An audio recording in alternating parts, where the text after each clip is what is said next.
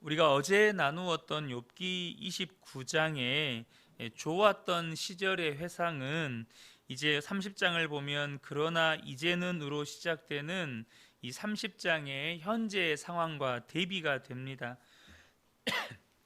29장에서 욥이 기대했던 대로 그의 삶이 예측 가능한 패턴대로 흘러가기만 한다면 아무런 문제가 없죠. 이렇게 평안하게 또 자식들과 가족들에게 둘러싸여서 평안한 죽음을 맞이한다면 얼마나 좋았겠습니까? 그런데 만약에 그랬더라면 아마 욥기는 쓰여지지 않았겠죠. 하나님의 뜻에 따라 온전히 이렇게 살아온 욥에게 까닭 없는, 정말로 이유를 알 수 없는 고난이 발생을 합니다. 규범적 지혜의 패턴, 그러니까 사람이 죄를 지으면 하나님의 심판으로 재앙을 당한다라고 하는 이 일반적인 패턴이 어긋나면서 반성적인 지혜가 이제 등장을 하는 것이죠. 자꾸 묻게 되는 것입니다. 하나님, 이것은 왜 그렇습니까? 하나님, 도대체 제가 이 이유를 알 수가 없습니다. 도대체 하나님, 이것은 무슨 뜻이 있습니까? 우리가 일반적으로 이 사람이 하나님의 말씀에 불순종했으니까 저런 어려움을 당하지, 그런 것으로 판단하고 정죄할 때 욥은 하나님께 묻는 것이죠.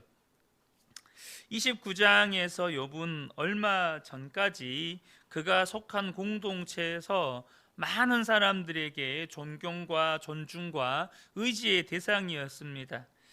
그런 명예를 누릴 만큼 그는 사회에서 소외자들이나 약한 자들에게 나누어 주었고 보호해 주었고 옆에서 조언해 주었습니다. 그런데 이제 30장을 보면 자기보다 어린 사람들에게 이제 모욕을 당하고 있습니다. 1절에 보면 그러나 이제는 나보다 젊은 자들이 나를 비웃는구나. 그들의 아비들은 내가 보기에 내 양떼를 지키는 개 중에도 둘만하지 못한 자들이니라. 분명히 이들도 29장의 어떤 배경을 통해서 우리가 살펴본다면 아마 이들도 욥에게 도움을 받았던 사람들일 것입니다.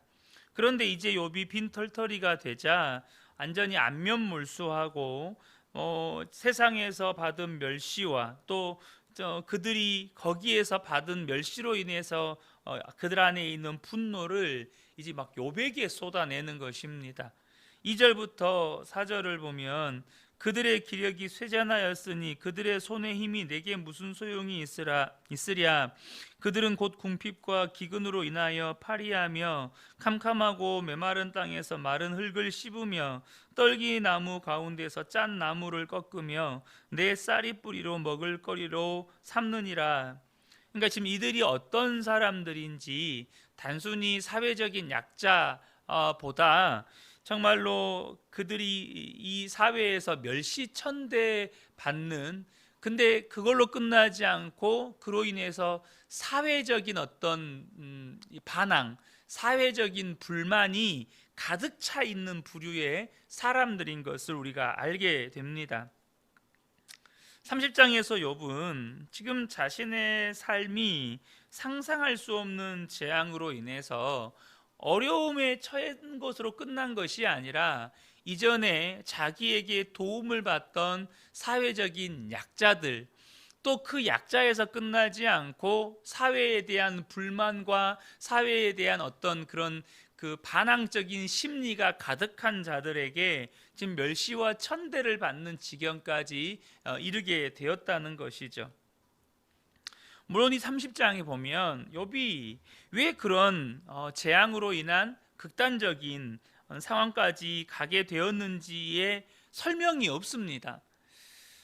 그래서 이 까닭 없는 고난이란 표현은 하나님의 관점에서 욥을 평가하는 것이고, 이 땅에 발을 딛고 사는 욥의 시각으로 보면 이유를 알 수 없고 설명할 수 없는 고난이 되는 것입니다. 욥의 고난을 통해서 욥기가 우리에게 하고 싶은 말은, 또 우리에게 던지고 싶은 질문은 바로 이것입니다. 하나님의 징벌을 받는 사람이 만약에 죄인과 악인이라면 조롱과 모욕을 당해도 되는가? 더 근본적인 건 욥과 같이 재앙을 당하는 사람은 하나님의 명령을 거역한 죄인이고 악인이라고 단정 지을 수 있느냐는 것입니다. 과연 그 사람에게 재앙이 있고 정말로 엄청난 어떤 삶의 어려움이 있을 때 저 사람은 하나님의 말씀에 불순종해서 저런 거야, 저 사람은 하나님의 말씀을 거역해서 그런 거야 라고 우리가 함부로 평가할 수 있느냐는 것입니다. 욥기가 우리에게 분명하게 말씀해 주고 있는 것은 욥과 같은 재앙을 당하는 사람이라고 해서 하나님의 명령을 거역한 죄인이고 악인이라고 단정할 수 없다는 것입니다. 다시 말해서 의인도 재앙을 만나고 까닭없는 고난을 당하게 된다는 사실이에요. 앞서 잠깐 설명을 드렸던 것처럼 욥을 조롱하고 모욕하는 자들은 단지 사회적 하층민이 아니라고 말씀을 드렸죠. 그러니까 그가 살던 동네에서 이 동네 사람들이 소리를 질러서 쫓아내야 할 정도라고 말하고 있는 것을 보면 그들의 어떤 인격적으로 어떤 반사회적인 어떤 그런 인격을 가지고 있는 사람들이라고 볼 수 있습니다. 5절부터 보겠습니다. 5절부터 10절을 보면 무리가 그들에게 소리를 지름으로 도둑같이 사람들 가운데에서 쫓겨나서, 그러니까 이 사람들은 욥을 지금 모욕하고 조롱하는 사람들인데 이 사람들이 이 동네 사람들에 의해서 지금 쫓겨났다는 거예요. 막 동네 사람들이 소리를 지르면서 마을에서 쫓아냈다는 것입니다. 그들은 본래 미련한 자의 자식이요 이름 없는 자들의 자식으로서 고토에서 쫓겨난 자들이니라. 이제는 그들이 나를 노래로 조롱하며 내가 그들의 놀림거리가 되었으며 그들이 나를 미워하며 멀리하고 서슴지 않고 내 얼굴에 침을 뱉는도다. 그러니까 지금 욥은 이제 그런 자들로부터 멸시를 받는 자가 되었다는 것입니다. 사회적 불황아들과 같은 천민들에게 멸시천대를 당한 사람이 된 거예요. 이것은 결코 의인에게 어울리지 않는 보상이고 동시에 이 세상이 이해관계에 따라서 얼굴을 바꾸고 있는 그런 비정한 세상인 것을 또한 보여줍니다. 그러니까 지금 욥은 자기가 당하는 고난이 부당하다는 것을 지금 말하고 있는 것입니다. 내가 지금 당하고 있는 고난은 하나님 너무 부당합니다 라고 지금 하소연하고 있는 거예요. 그런데 문제는 뭐냐면 정의를 실현하고 어려운 자를 도와주던 욥이 이렇게 부당한 고난을 당하고 목숨의 위협을 받고 있는데 하나님은 여전히 침묵하고 계신다는 것입니다. 하나님께서 욥을 무기력하게 비참하게 만드셨기에 천한 사람들까지도 함부로 대하게 되었다고 욥은 생각을 하고 있거든요. 11절 보면 이는 하나님이 내 활시위를 늘어지게 하시고 나를 곤고하게 하심으로 무리가 내 앞에서 굴레를 벗었음이니라. 하나님이 그렇게 하셨다는 거예요. 그런데 하나님 앞에 이렇게 하소연을 해도 하나님은 여전히 침묵하고 계시다는 것입니다. 사랑하는 성도 여러분, 우리가 인생을 살아가면서 이유를 알 수 없는, 원인을 알 수 없는 그런 삶의 어려움들을 만날 때가 있습니다. 분명하게 여러분, 우리의 삶의 고난은 하나님이 허락하시지 않는 고난이 없습니다. 하나님의 섭리 가운데, 하나님의 뜻과 계획 가운데 우리의 삶의 고난이 찾아옵니다. 그런데 이제 문제는 뭐냐면 그렇게 이 원인을 알 수 없는 그 재앙 가운데에서 욥이 몸부림치면서 하나님께 하소연해요. 반성적 지혜로 하나님께 되묻습니다. 하나님, 도대체 이것이 왜 그렇습니까? 저건 왜 그렇습니까? 막 묻는데 하나님이 침묵하고 계신다는 것입니다. 그런 때가 있어요. 아무것도 일어나지 않고 하나님은 침묵하고 계시고 여전히 내 삶에는 재앙이 끝이 보이지 않고, 여러분, 그때 저와 여러분이 어떤 태도를 취해야 하느냐는 것입니다. 전 성경이 우리에게 주시는 말씀을 통해서 우리가 이유를 알 수 없는 고난과 하나님의 침묵 속에서 우리가 어떤 믿음의 태도를 취해야 하는지 함께 잠깐 말씀을 나누기를 원합니다. 마태복음 5장 11절과 12절을 보면 우리가 지금 금요일 저녁마다 산상수훈 강의 말씀을 나누고 있는데요. 그 팔복의 마지막 부분에서 예수님께서 이렇게 말씀하십니다. 마태복음 5장 11절 12절에 나로 말미암아 너희를 욕하고 박해하고 거짓으로 너희를 거슬러 모든 악한 말을 할 때에는 너희에게 복이 있나니 기뻐하고 즐거워하라. 하늘에서 너희 상이 큼이라. 너희 전에 있던 선지자들도 이같이 박해하였느니라. 여러분, 참 이해가 되지 않는 말씀입니다. 그럼에도 불구하고 하나님의 말씀입니다. 뭐라고 말씀하십니까? 도무지 이해할 수 없는 재앙을 만나고 또 사람들이 너희를 거슬러 악한 말을 내뱉을 때, 비난하고 조롱하고 모욕할 때 주님은 뭐라고 말씀하시냐면 기뻐하고 즐거워하라고 말씀하십니다.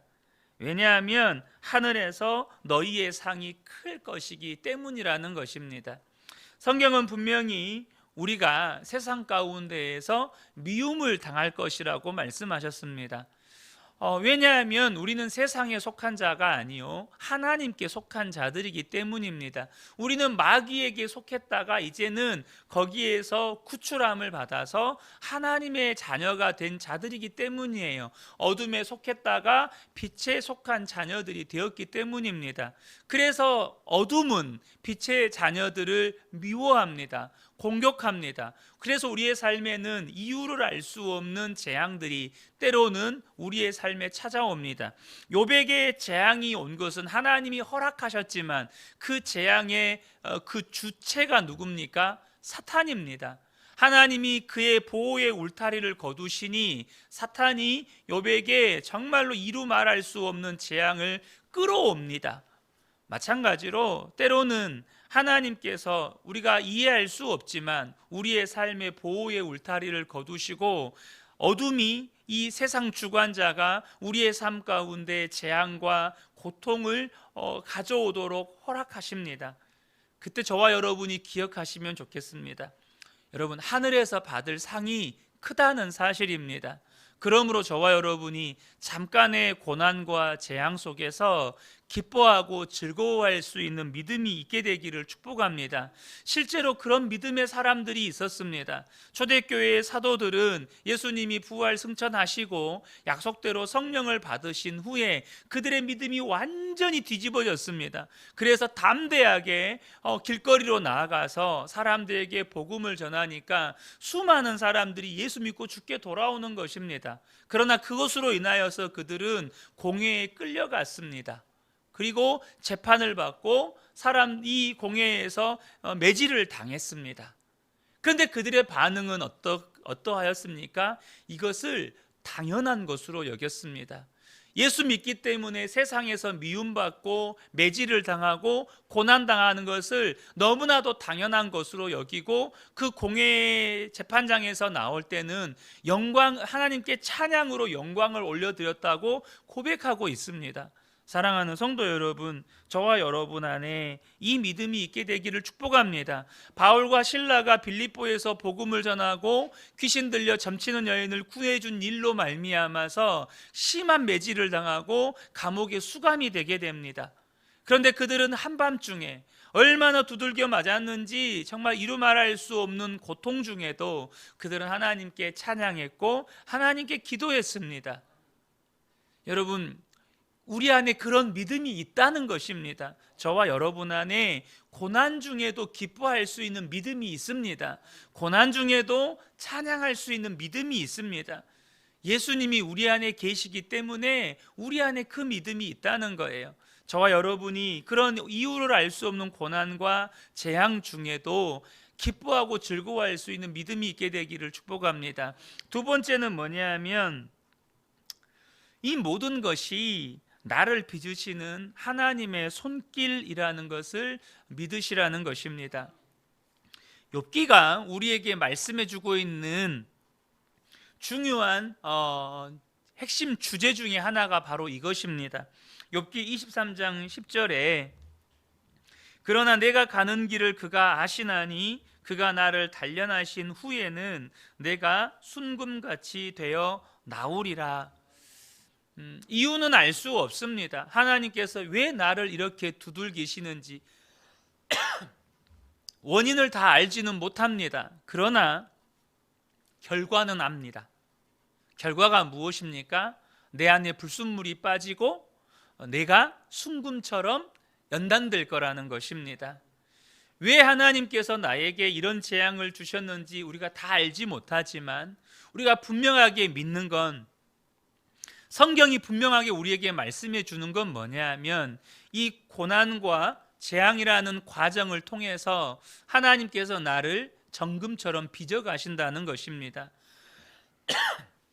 그러므로 저와 여러분이 고난 가운데 반드시 해야 할 기도가 있습니다.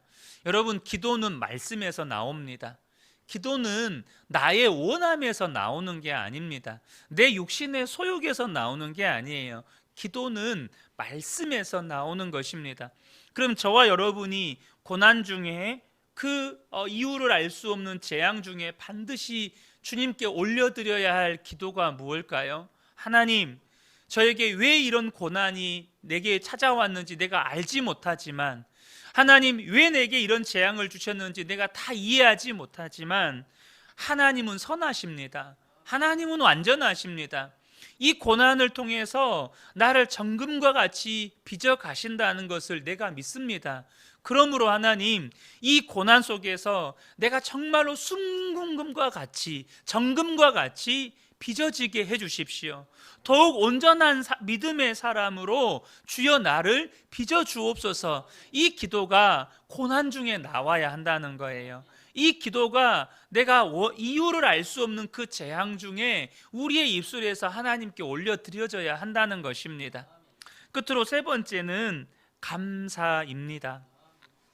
주님께서는 분명히 범사에 감사하라고 말씀하셨습니다. 모든 일에 감사하라고 말씀하셨습니다. 특별히 왜 우리가 감사해야 합니까?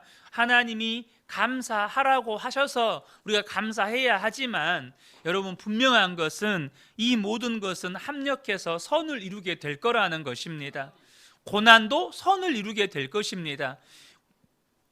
특별히 성도의 삶에 고난이 선을 이루게 된다는 것 가운데에는 이 고난이 반드시 장차 반드시 하나님의 영광을 나타낼 도구로 쓰임받게 될 거라는 것입니다. 성도의 고난은 그렇습니다. 지금은 비록 고통스럽고 지금은 너무 괴롭지만 하나님의 손에 우리가 연단받고 빚어지게 될 때 반드시 그 고난은 장차 하나님의 영광을 나타낼 도구로, 또한 우리에게 유익이 되는 도구로 반드시 쓰임받는다는 것입니다. 그러므로 우리 성도님들께서 고난 가운데 있을 때 감사할 수 있는 믿음이 있게 되기를 축복합니다. 주님, 고통스럽지만 감사합니다. 주님, 괴롭지만 감사합니다. 이것이 반드시 나의 삶에 합력하여 선을 이루게 될 것으로 인하여 내가 감사합니다. 반드시 하나님의 영광을 나타낼 도구로 쓰임받게 해주실 것을 인하여 감사합니다.